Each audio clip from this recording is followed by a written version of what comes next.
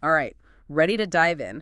Today, we're going deep, really deep, into the world of the American Mafia. A world built on power, respect, money, and yes, some seriously notorious figures. And I think it's safe to say, at the top of that list, Lucky Luciano. Lucky Luciano. Now, we all think we know a little something about the mob, right? But with a guy like Luciano, I mean, come on, the guy's life practically screams Hollywood movie. How much is real? Well, that's what makes this whole thing so fascinating. See, he wasn't just a gangster. Luciano was a strategist, a guy who really understood the power of image, of letting the legend, build around him. And the legend of Lucky Luciano, it's a big one. Oh, yeah. It's one for the books. Speaking of books, that takes us to our source today. We're diving into Texto Pagado. This biographical piece, it gets into everything. I mean, it's all here, the names, the dates, the betrayals, you name it, they got it. Gives us this incredible and kind of terrifying look into how a kid, just a kid from the Lower East Side, rises to power and ends up reshaping organized crime in America. I mean, it's unbelievable. It's important to remember, though, it's not just about Luciano, his story. It's a thread in a much bigger tapestry. This is American history. Immigration, Prohibition, World War II. Wow. He wasn't just a product of his time, he was a shaper of it. It's true. His life is like a crash course in 20th century America. Just, with a few more complications than your average history class. Just a few. So let's get into it. Our source, they jump right in with Luciano's name changes, which is fascinating in itself. Born Salvatore Lucania, he bounces around a bit, tries on a few different names. Charles, then of course, Lucky. It's like he was searching for the name that fit his ambitions. What do you make of that? Put yourself in that time. Early 1900s, millions of immigrants, and I mean millions, pouring into America, all trying to find their place. Reinvention wasn't just common, it was almost like a necessity. You assimilate, you find a good American name, and boom, suddenly you're not just Salvatore Lucania from Sicily anymore. You're Charles Luciano. Exactly, you're Charles Luciano, a man making his own destiny in a new world. And it's amazing how much power a simple name change can have. And that name, Lucky, even if it, as they say, came from that brutal beating that, should have killed him, it stuck. It became his brand. Exactly. Think about it. Names have power. They really do. They shape how people see you. And Lucky?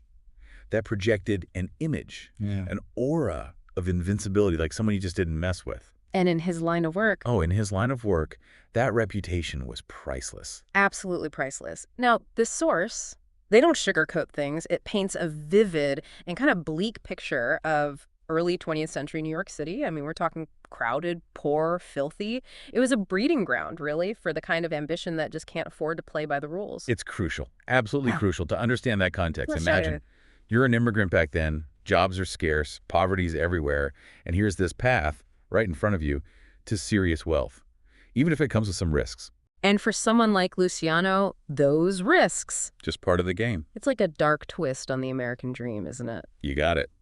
Except in this version, the traditional ladder of success is replaced with bootlegging, gambling, and enough backstabbing to make Machiavelli blush. And that brings us to, I think, one of the most fascinating relationships in this whole story. Luciano and Meyer Lansky. These two, they were practically kids when they met. Kids running the streets. And the story goes, Luciano tries to shake Lansky down for protection money. But Lansky refuses. And most gangsters, I don't think they'd take too kindly to that. Right. And that right there, that tells you everything you need to know about Luciano even back then. Most punks, they would have resorted to violence, no question. But Luciano, he saw something different in Lansky. Yeah, he did. He saw a mind like his own. He wasn't angry. He was impressed. It's like he recognized a kindred spirit. Someone who understood that brains could be just as powerful as brawn. Exactly. This wasn't just some petty rivalry, this meeting, this partnership. It foreshadowed how the mafia would operate for, decades. Strategic partnerships, crossing ethnic lines, all in the name of, what else? Making money and amassing power. It really is. It's like they were building a criminal empire, brick by bloody brick. And speaking of bloody, we got to talk about Prohibition. Our source makes it clear this wasn't just some amendment. This was a golden opportunity. For guys like Luciano, this was it. Oh, absolutely. Prohibition, it was like someone injected adrenaline straight into the heart of organized crime. You suddenly had this huge demand for something that was illegal. And you know what they say about nature abhorring a vacuum? Someone's always ready to fill it. And in this case, it was Luciano and his crew. Yeah. Guys like, Frank Costello. Costello. Before Prohibition. small-time crook. But with booze, Oh. suddenly a black market commodity. He was rolling in it. Millions. Millions. The source says he had so much cash he could barely keep track of it. That's the perfect example. They try to curb one problem, Yeah. drinking. But what happens? They just fuel another one. It's almost funny if it wasn't so, Tragic. exactly, Dude. tragic. But for Luciano, this was his moment. He paid attention. He learned from the best, too. I mean, you had the legit businessmen like Arnold Rothstein. Right. But then you had the old school gangsters like Joe Masseria, Luciano. He took notes from both sides. It's true. He was learning the business, the organization from Rothstein, but also the violence and the intimidation from Masseria. He knew how to negotiate, but he also knew how to use force. A dangerous combination. Deadly. And that brings us up to one of his most audacious moves. Mhm. The commission.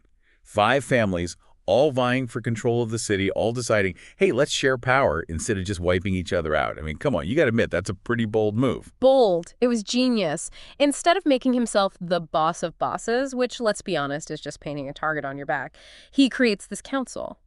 Like a mafia United Nations. Keeping things relatively stable. Relatively, yeah. And who do you think had the most influence in that room, even without the fancy title? Oh, our boy Lucky, pulling the strings from the shadows. Classic power move. Influence over title. Exactly. And let's not forget, this is the 1930s, the golden age of Hollywood. Gangsters. They were icons, romanticized on the big screen. Luciano, he understood that image, that mystique. It was just as powerful as a Tommy gun. Oh, yeah. He was playing chess while everyone else was playing checkers. But even the best chess players, they can't predict everything, right? Snoop. And then, boom, World War II.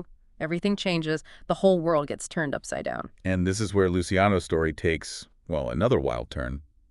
The U.S. government, the very people trying to lock him up, they suddenly need his help. Operation Underworld. Operation Underworld. Sounds like something straight out of a spy movie, right? But it sounds insane. The feds making deals with mobsters. Desperate times, my friend. Yeah. They needed Luciano's connections on the docks, his influence in Italy. I mean, come on, you can't make this stuff up. I mean, it really makes you think, doesn't it? The line between, I don't know, good and bad, legal and illegal. It gets blurry. Especially in wartime. It's a classic dilemma, right? Yeah. Do the ends justify the means?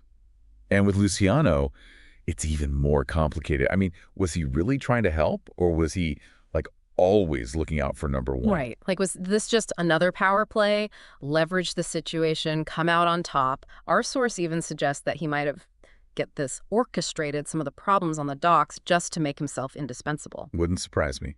Yeah. The man was cunning. But, regardless of his motives, working with the government, it came at a price. Deportation, back to Italy. Right. And that's where I think we see a different side of Lucky Luciano. Yeah, the exiled kingpin, forced to watch his empire from afar. Almost Shakespearean. Seriously, what was going through his mind? Regret? Frustration? Did he miss those mean streets of New York? He definitely tried to rebuild, get his influence back in Italy, but it wasn't the same.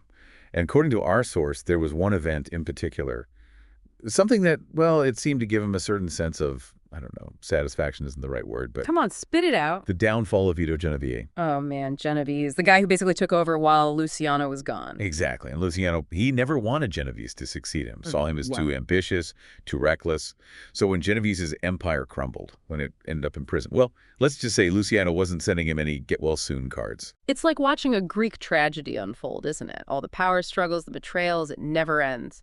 And then, Time magazine, they go and name Luciano one of the most influential people of the 20th century, alongside Walt Disney, Henry Ford. Can you believe that? It's almost comical, isn't it? The guy who built his fortune on illegal booze, gambling, violence, sharing the stage with entertainment icons, captains of industry. Talk about a complicated legacy. Really makes you wonder, was Luciano a builder, a destroyer? Was he a brilliant mind trapped in a criminal's life, or just another crook who got lucky? That, my friend, is the question we leave you with today. Because with Lucky Luciano, there are no easy answers. He was a product of his time, a man who saw opportunities and took them. Consequences be damned. Consequences be damned. It's like they say, history is written by the victors. But with Luciano, it feels more like history's still trying to figure him out. And maybe that's the most fitting legacy for a guy who built his empire on shadows and secrets. So, next time you hear the name Lucky Luciano, remember this deep dive. Remember the tangled history, the blurred lines, and the question that lingers. Was he a builder, a destroyer, or something in between? We'll leave that for you to decide.